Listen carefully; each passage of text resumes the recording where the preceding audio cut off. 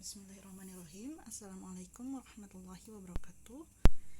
Kembali lagi ya, bertemu lagi di mata pelajaran sejarah peminatan.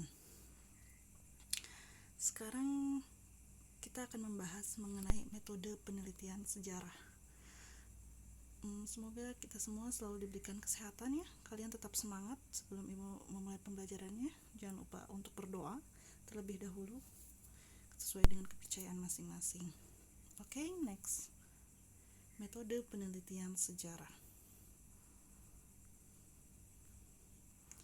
Masih ingatkah dengan materi minggu lalu? Ya, kita telah membahas beberapa konsep sejarah atau ruang lingkup sejarah ya. Ada apa aja? Oke, ruang lingkup sejarah ada pertama sejarah sebagai ilmu dengan syarat-syaratnya yang telah Ibu jelaskan kemarin. Kemudian sejarah sebagai peristiwa, kemudian sejarah sebagai kisah, dan sejarah sebagai seni. Nah, yang akan kita bahas kali ini adalah salah satu syarat sejarah bisa dikatakan sebagai ilmu apa, yaitu adanya suatu metodologi dalam sejarah. Maka sejarah itu bisa dikatakan sebagai ilmu, itu salah satu syarat di antara yang lainnya ya. Nah, metode-metode langkah-langkah dari metodologi penelitian itu apa sih, Bu? Penelitian sejarah itu apa sih, Bu? Oke, jadi kita sekarang akan membahas metodologi kenapa sih bisa dikatakan sejarah sebagai ilmu dan langkah-langkahnya itu seperti apa? Langkah-langkah untuk meneliti peristiwa sejarah itu seperti apa sih? Oke, next.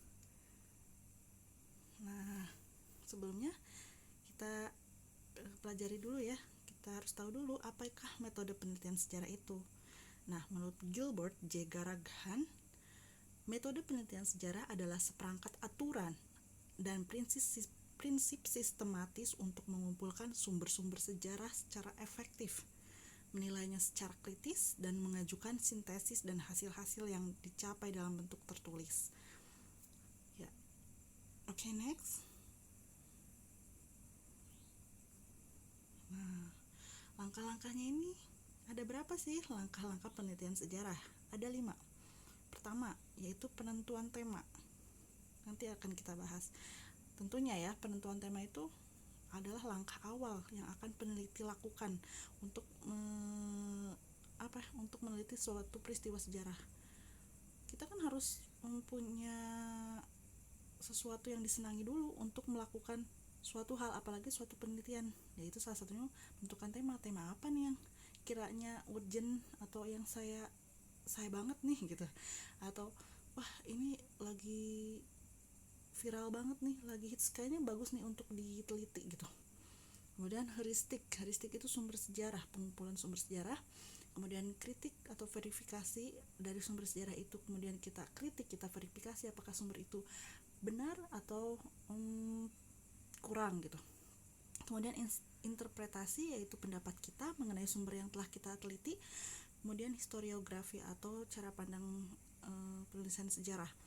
Nah, nanti dari tahapan-tahapan itu akan kita bahas satu persatu agar kita dapat memahaminya gitu ya.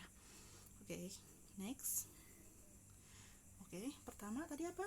Menentukan tema atau menentukan topik. Pengertiannya dulu ya. Pengertian dari menentukan tema atau topik itu apa?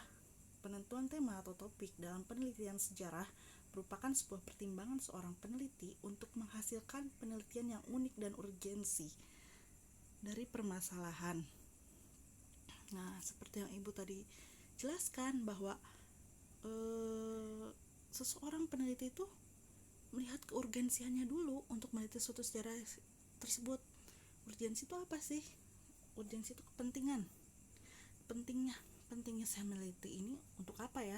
Apakah untuk masyarakat luas ataukah untuk keadaan saat ini, misalkan ini perlu banget nih untuk diteliti untuk keadaan masyarakat sekarang nih. Nah, jadi atau unik juga perlu, karena karena sejarah itu kan tidak bisa terulang kembali. Nah, keunikan atau keunikan tema juga itu sangat diperlukan oleh seorang peneliti ya, agar menarik. Oke.